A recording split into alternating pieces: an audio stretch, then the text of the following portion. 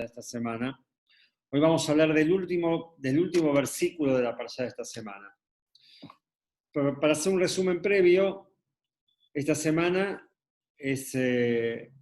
la Torá habla sobre el momento que Yosef, que se había transformado en el virrey de Egipto, se da a conocer a sus hermanos, les dice: yo soy Yosef, aquel a quien vendieron, y cuenta la Torá cómo es que van a buscar a su padre, a Jacob, a la tierra de Canaán, a la tierra de Israel. Obviamente la sorpresa de Jacob después de 22 años de no saber nada de su hijo. Bueno, la alegría absoluta, imaginémonos. Y cuenta la Torá cómo el pueblo de Israel, lo que en ese momento era el pueblo de Israel, como termina diciendo la Torá hoy está hablando justamente sobre ese tema, llegan 70 personas, incluidas dentro de las 70 personas Yosef, con su esposa y sus 2 hijos que ya vivían en Egipto. ¿Cómo llegan todos a vivir a Egipto? Si esto es en resumen un poquito cómo llegamos hasta el final de la parashá. Ellos vienen invitados por el faraón le dice a Yosef: anda a traer a tu familia a la tierra de Egipto porque todavía faltan 5 años de hambruna. Habían pasado los primeros 7 años de vacas gordas, de bienestar. Habían empezado los 7 años de vacas flacas, y esto sucede en el segundo de esos años. O sea, todavía faltaban 5 años de hambruna, que en realidad cuando llegó Israel, cuando llegó Jacob, se terminó la hambruna en Egipto, pero el pronóstico era en que faltaban 5 años más.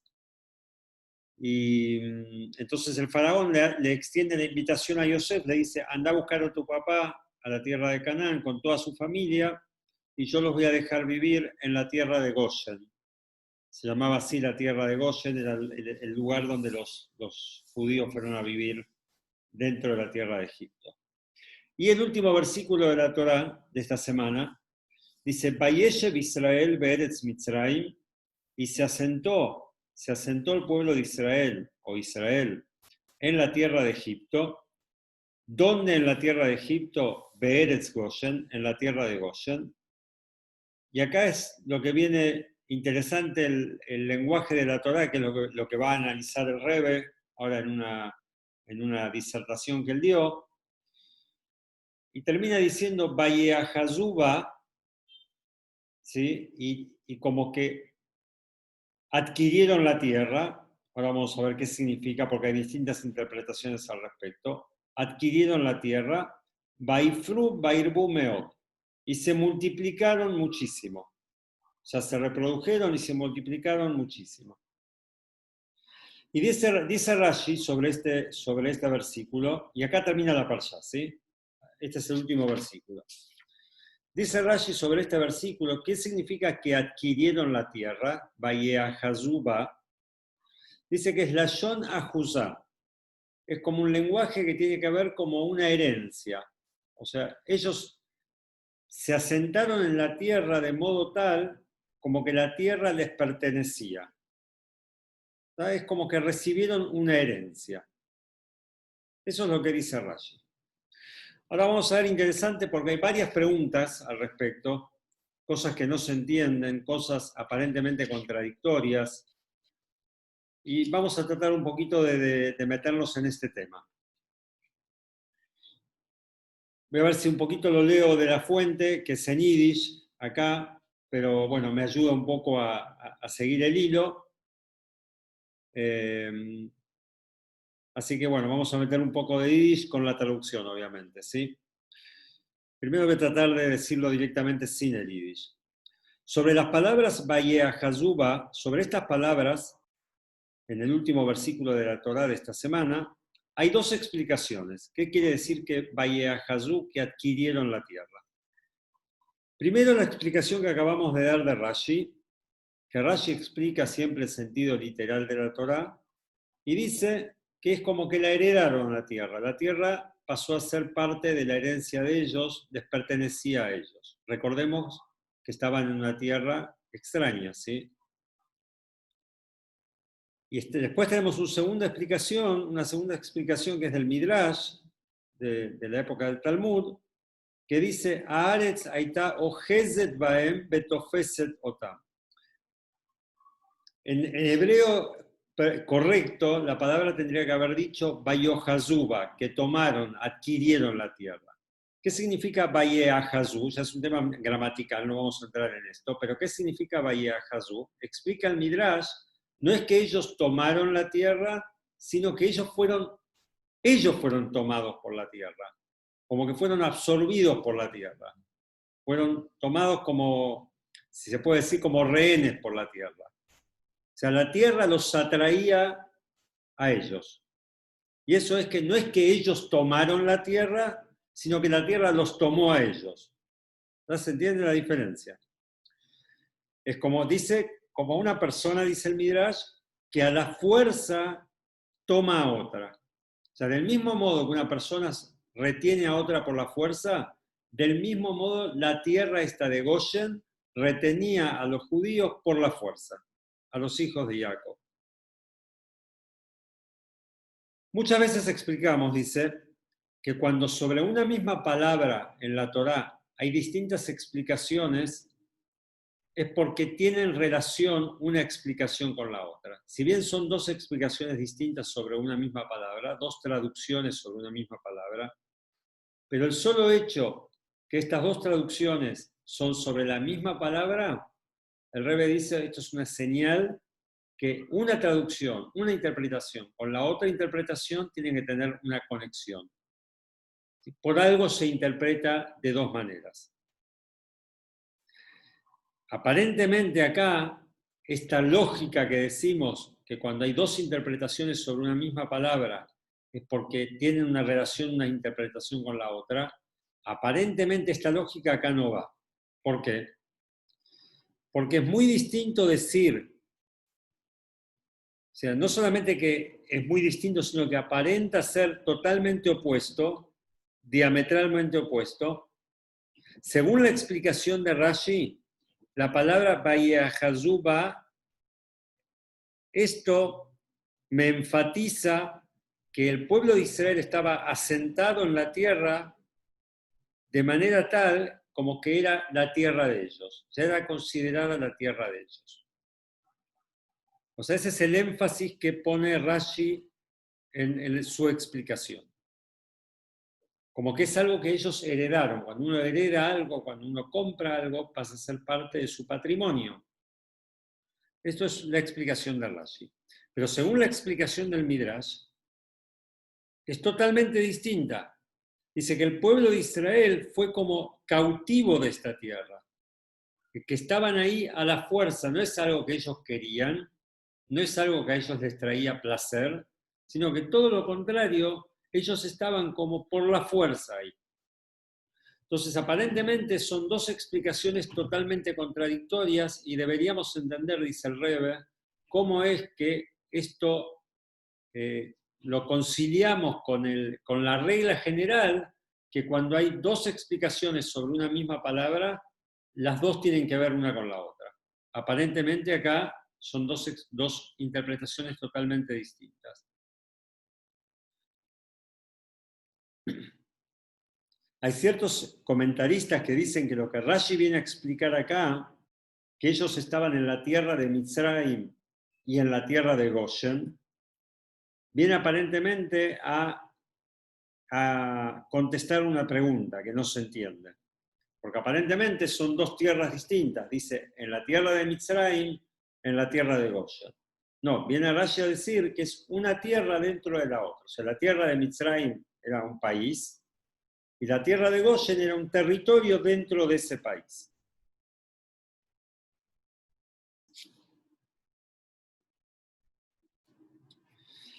Entonces explica el Rebbe que en general Rashi viene acá aparentemente a explicar una contradicción que hay en los versículos con respecto a un versículo anterior en otra parsha. Es conocida la historia que de dónde nace el hecho de que el pueblo de Israel iba a estar extranjero e iba a estar esclavizado en otra tierra. ¿Alguien sabe de dónde salió todo esto? O sea, ¿alguien se lo informó al pueblo de Israel que esto iba a suceder? Dale, Adrián.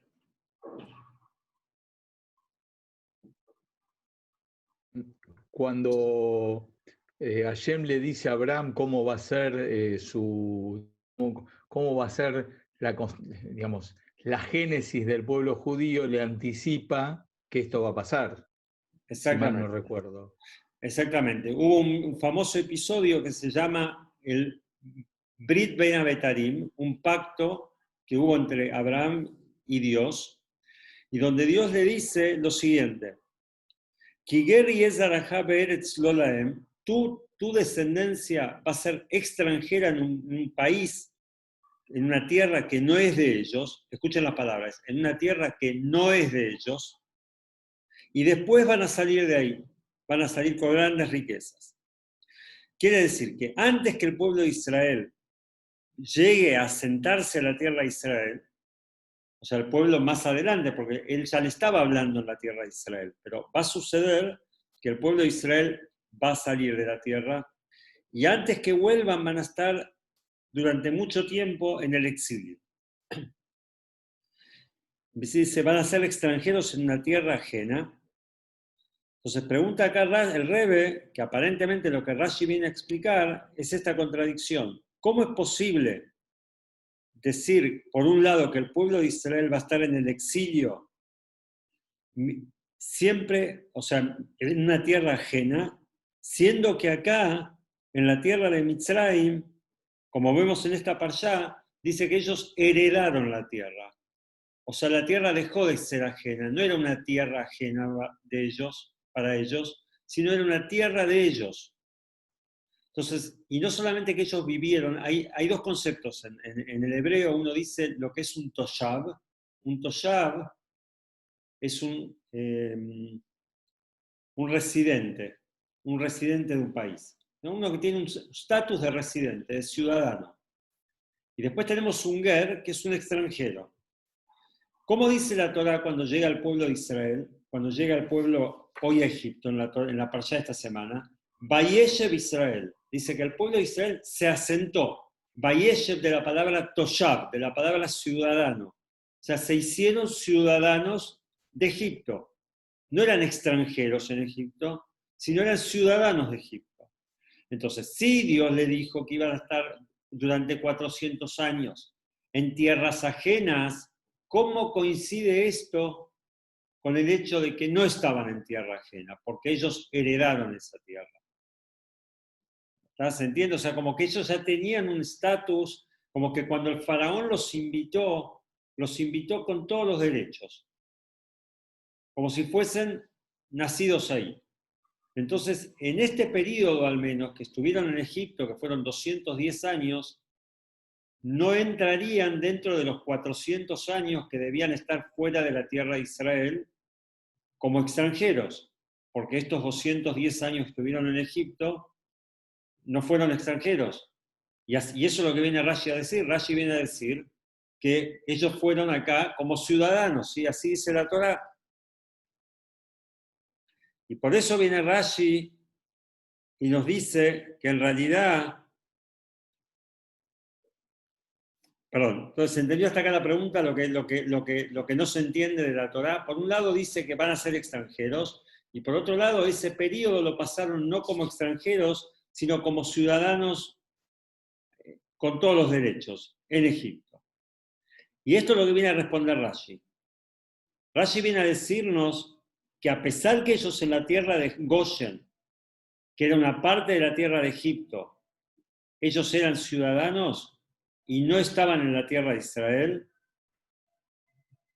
dice, de todos modos, a pesar que ellos eran ciudadanos, esto se considera exilio.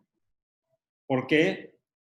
Porque a pesar que estaban en la tierra de Goshen, que era de ellos, como ahora vamos a ver por qué era de ellos, ahora lo vamos a explicar un poquito, seguían estando en Egipto. Entonces vamos a hacer la siguiente salvedad. Es medio complicado lo que acabo de decir, o no sé si se entendió. La pregunta que Rashi tiene, dice el Rebe, es cómo podemos compatibilizar el hecho que ellos tenían que ser extranjeros para poder finalmente llegar a la entrega de la Torá y llegar a la tierra de Israel, ¿cómo compatibilizamos esto con el hecho que ellos vivían en una tierra que era de ellos? Por eso viene Rashi y nos dice, sí, la tierra de Goshen era de ellos. La tierra de Goshen, es verdad, era de ellos.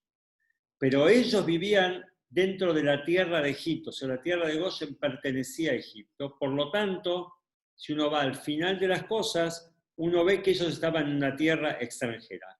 En Goshen eran ciudadanos, pero en Egipto no eran ciudadanos. ¿Estamos ahí? ¿Se entiende un poco el concepto? Entonces, como que ellos cumplieron ese requisito de seguir siendo extranjeros. Igual vamos a desarrollar un poco más este tema. Adrián, ¿vos querías decir algo? Perdóname. A ver, lo que vos estás explicando no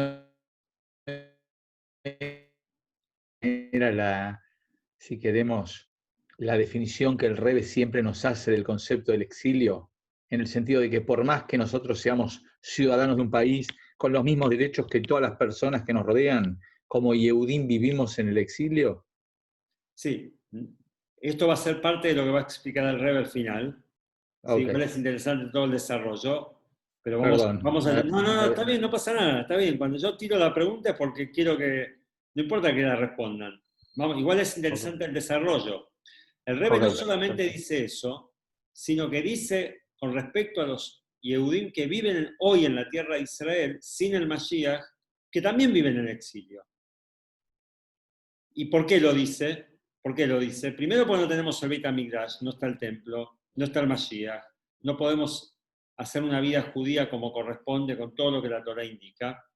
Pero aparte, por algo simple, en los rezos que nosotros hacemos en las 3 festividades, Rosh Hashanah, pero en Pesach, Sukkot, en Shavuot, también en Rosh Hashanah, siempre le recordamos y decimos lo siguiente: Umipnei hataeinu galinu marseinu.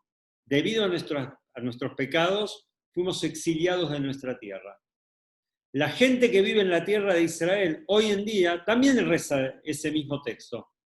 Entonces, si hoy en Israel no estuviesen en exilio la gente, no deberían rezar eso.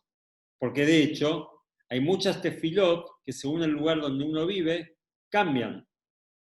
Sin embargo, la tefilá con respecto al exilio, cuando decimos que estamos en exilio, esta misma tefilá, este mismo rezo, lo dicen los Yehudim que viven en la tierra de Israel. Entonces, es el concepto que dice Adrián: podemos estar con todos los derechos, incluso en la tierra de Israel, pero si falta el Mashiach, falta todo, nos falta todo, digamos. Seguimos estando en exilio.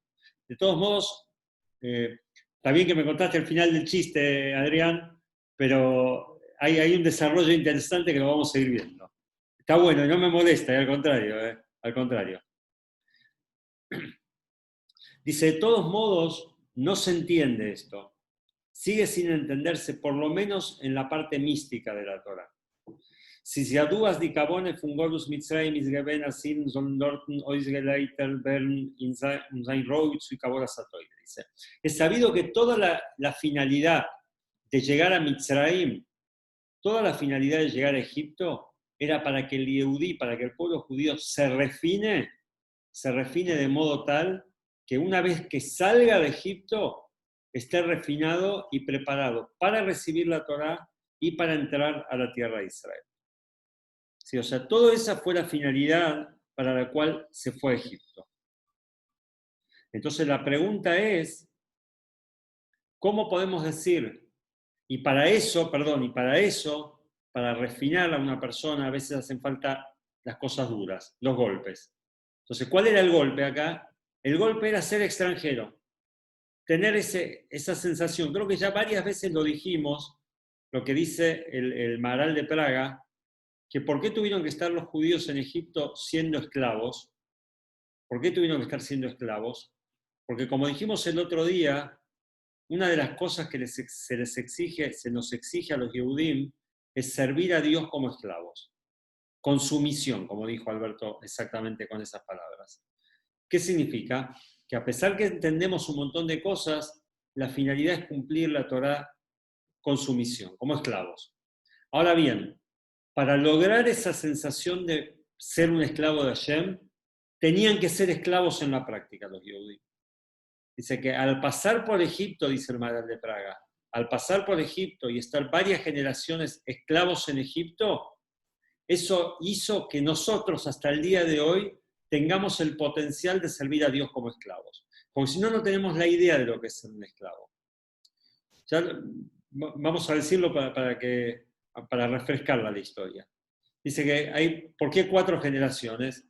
Dice, la primera generación, lo hacemos rápido igual, la primera generación vivió en libertad, era gente rica, era gente que el faraón los invitó a vivir en Egipto, tenían todos los derechos, eran gente que estaba muy bien económicamente, eran los familiares del virrey de Egipto.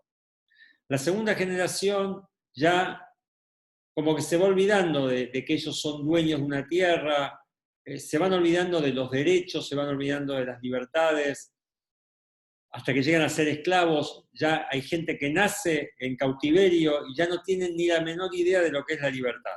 Le tienen que contar, cuando les cuentan que los abuelos eran libres, no entienden de qué se trata. Entonces todo esto sucedió ¿para qué? Para que si a nosotros el día de mañana, cuando se nos entregó la Torá, se nos exija tener ese sentimiento de sumisión y de ser esclavos de Dios, para poder lograr esa sensación tenemos que haber sido esclavos. Si bien nosotros no fuimos esclavos, pero el hecho de que nuestros padres fueron esclavos, dice que eso nos dejó esa posibilidad de servir a Dios como esclavos. Del mismo modo que tenemos de Abraham Avinu, ¿sí? Tenemos como herencia de Abraham Avinu la posibilidad de una entrega incondicional a Hashem, porque lo recibimos como herencia, del mismo modo que tenemos un amor incondicional a Hashem, porque lo recibimos como herencia, de esta misma manera tenemos la posibilidad de servir a Dios como esclavos, porque nuestros antepasados fueron esclavos. Si no, no podríamos hacerlo. Es algo que no tenemos conciencia, pero que la única manera de realmente poder hacerlo es porque nuestros antepasados fueron esclavos. Entonces dice que ¿para qué fueron los Yehudim a Egipto? Los Yehudim fueron a Egipto para refinarse y para tener esta sensación y poder ser esclavos y poder recibir la Torá como Hashem quería. Entonces esto fortalece la pregunta, ¿cómo podés generar ese estado, esa sensación de esclavitud, siendo que la tierra donde ellos vivieron era de ellos y tenían todos los derechos absolutos como el resto de la ciudadanía? Sí, o sea, por lo menos durante esos años, el pacto era que 400 años iban a ser extranjeros, pero hubo 210 años que vivían en la tierra de Goshen, que eran ciudadanos, que tenían todos los derechos. Entonces no se entiende cómo es que lograron la finalidad de ir a Egipto. ¿Se entiende un poquito la pregunta? Si todo lo que se buscaba era generar esa sensación de poder ser esclavos, y eso hacía falta que pasaran 400 años, acá hubo 200 años, o en realidad hubo 130 años, por 86 fue la esclavitud realmente, hubo 130 años donde esa sensación de ser extranjero no la tuvieron.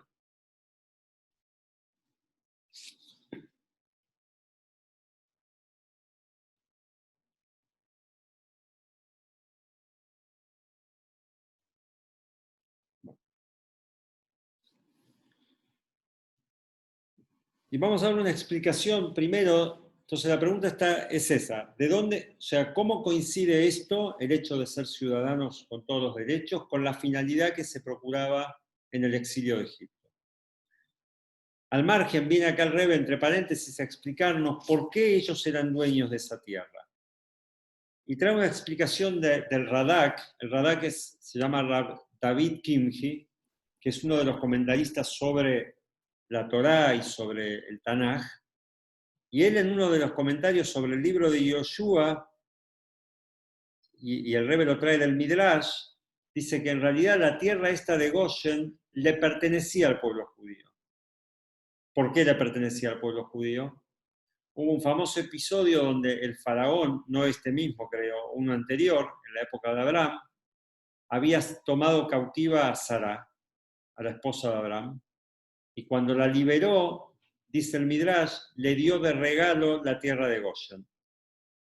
Entonces la tierra de Goshen en realidad le pertenecía al pueblo judío por herencia directa de nuestra matriarca Sara.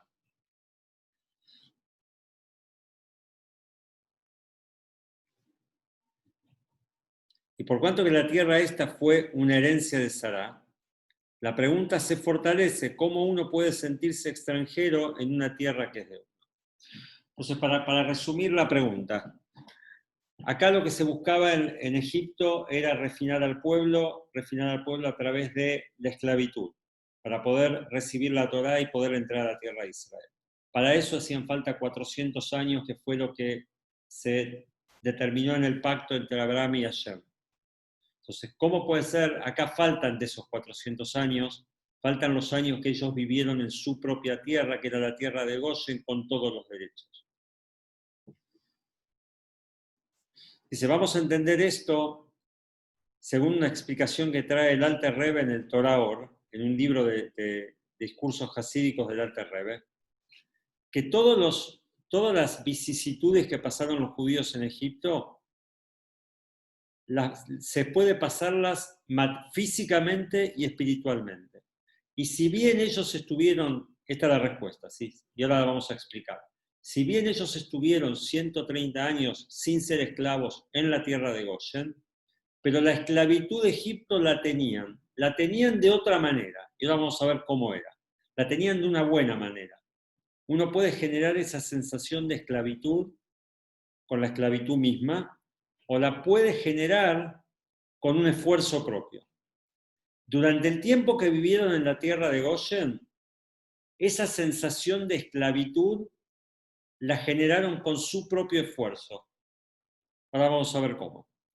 Dice la Torá que cómo oprimían los egipcios a los judíos, y esto lo decimos en Pesaj, en la Agadá, Babodá Kashá, con un trabajo pesado, Behomer, dice con Homer, que se refería al barro que usaban para las construcciones, Ubile Beinim, y con los ladrillos que ellos les exigían cierta cantidad de ladrillos todos los días. O sea, ellos no les daban la materia prima para hacer los ladrillos, pero les exigían una cantidad de ladrillos como si ellos los proveyeran de la materia prima.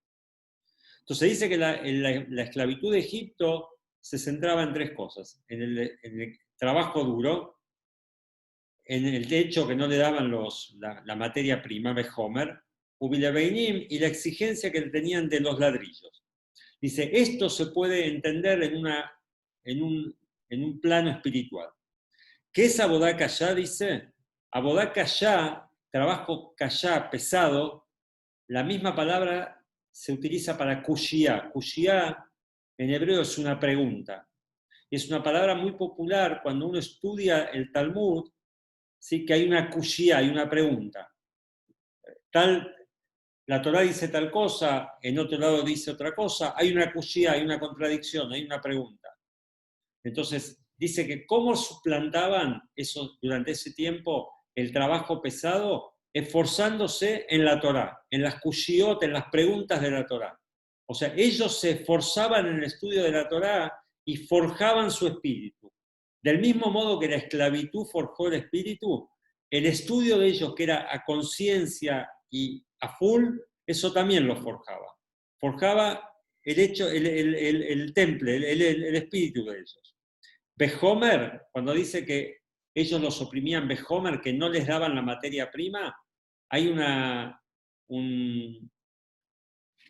un giro idiomático, digamos, que se usa mucho en el estudio de la Torá, que es el Kalva Homer, la comparación, ¿no? La aplicación de si en una ley que es más leve la ley es así, en una ley más severa seguro que es así. O sea, es una de las maneras de estudiar la Torá. Entonces, de vuelta, ¿cómo suplían ellos el sufrimiento por el hecho que no les daban la materia prima? Con el estudio de la Torá, con el Kalva Homer. Con el Kalva Homer, que es parte del estudio de la Torá. Y lo tercero dijimos, Lebeinim. Lebeinim son los ladrillos. Ellos le exigían, los egipcios le exigían una cantidad de ladrillos que ellos tenían que traer a pesar que no les daban la materia prima. ¿Y cuál es el esfuerzo que ellos hicieron antes de la esclavitud en sí? Lebeinim viene de la palabra Labán también. Labán es blanco. ¿Sí? Labán es blanco en hebreo. Cuando se estudia la ley, y cuando en el Talmud se habla mucho de que unos discuten, un rabino dice una cosa, otro rabino dice otra cosa, la ley es así, no, la ley es distinta. ese estudio que lleva a determinar cómo es la ley se llama libuna alajá, se llama blanquear la ley, o sea, como que ellos iban estudiando, se va estudiando la ley hasta que la sacás pura, hasta que queda blanca, queda pura. Entonces, a ver si se entiende el concepto, todo el concepto de forjar el espíritu, de hacerse fuertes espiritualmente que ellos necesitaban para recibir la Torá, era o a través de la esclavitud física o a través de la esclavitud espiritual. ¿Cómo era la esclavitud espiritual? Es cuando uno se esfuerza estudiando la Torá. En realidad es interesante porque está escrito que el verdadero ser humano libre es aquel que estudia Torá. Pero el que estudia Torá con ciencia, en realidad es un esfuerzo inhumano. O sea, cuando uno empieza a estudiar y estudia con profundidad, ¿sí? Estudia de una manera tal que el cuerpo físicamente se agota. Dice que los Talmidei Jajamim, dice que los sabios de la Torá son débiles. ¿Por qué son débiles? Porque el estudio de la Torá los debilita. O sea, el hecho de querer entender ese esfuerzo mental que se hace, debilita a la persona. No lo debilita, o sea, en definitiva lo termina fortaleciendo. Pero como que si uno se pone a estudiar, es como literalmente una persona se pone a estudiar, tiene que dar exámenes. Vos ves un tipo que está estudiando 48 horas de 72, el tipo queda fusilado. Bueno, si uno realmente estudia el Torá como corresponde, es un trabajo, un esfuerzo muy grande, muy grande. Entonces, mientras el pueblo de Israel estaba en la tierra de Goshen y los hijos de Jacob todavía estaban vivos y estaba la herencia vibrante de Jacob y la enseñanza de Jacob vibrante, ellos estudiaban la Torá como la estudiaba Jacob, como la estudiaban sus hijos. Después, como que fueron dejando, se fueron un poquito asimilando al egipcio, dejaron de lado el estudio, entonces tuvieron que cumplir la esclavitud en la práctica. No cumplieron la esclavitud con el estudio de la Torá, sino que la cumplieron en la práctica. Decime, Adrián. Adrián, ¿querías decir algo? Me pareció. Dale, dale. No, que estaba recordando que justamente por eso el primer mandato de Jacob, justamente a Yehuda, cuando fueron a Goshen, no fue hacer corrales para el ganado, buscar tierra para pastar, sino hacer yeshivot. Exactamente, exactamente. Dice que Jacob dice que lo mandó a Yehudá antes de ir a Egipto, y la Torá dice las palabras Leorot Lefanav Goshna, como para mostrar el camino a Goshen. Pero Leorot viene de la palabra Torá, de enseñanza, que como dice Adrián, lo mandó a fundar Yeshivot para que ellos estudien. O sea, porque esa era la intención. La intención era, sí, van a ser esclavos, pero ¿esclavos de qué? Del estudio. Cuando dejaron de ser esclavos del estudio, entonces tuvieron que lamentablemente ser esclavos en la práctica, ¿sí? Pero es como que de ambos modos ellos cumplieron con el mandato de ser extranjeros. Porque la idea de ser extranjeros era tener esa sensación de sufrimiento, esa sensación de falta, de necesidad. Si bien la tierra era de ellos, pero el nivel espiritual que ellos tenían ahí no era el mismo nivel espiritual que en la tierra de Israel. No es lo mismo la tierra de Israel que la mejor tierra de Egipto. Entonces, concretamente, ellos, para cerrar la contradicción ellos pueden estar en la misma tierra, heredando la tierra y sintiendo la tierra y viviéndola como si fuese la tierra de Israel, que era una herencia de ellos, o puede ser que estaban atrapados por la tierra. Puede ser que ellos estaban atrapados por la tierra, como que se dejaron llevar por los egipcios, ¿sí? Como que ¿cómo se dice? Se asimilaron al pueblo egipcio. Entonces, las dos explicaciones son ciertas. O sea, en un momento la tierra fue una herencia y ellos vivieron ahí como ciudadanos completos y sin embargo cumplían con el hecho de ser extranjeros, porque ellos tenían como una carga muy pesada del estudio de la Torá. Entonces, lo que el Rebbe nos quiere enseñar acá, y lo que Rashi nos quiere enseñar con el Midrash, es que en realidad esa es la labor del Yehudí. O sea, el Yehudí, durante el Galut, durante el exilio, su finalidad es como la misma que fue ir a Egipto. La finalidad de ir a Egipto fue para refinarse y para refinar Egipto. Es sabido que la Cábala explica, esto es muy conocido, que hubo como un episodio donde se rompió un mundo, Shvirat HaKeilim se llama, se rompieron ciertos recipientes, espiritualmente hablando, y de ahí cayeron 288 chispas de divinidad que están perdidas en el mundo.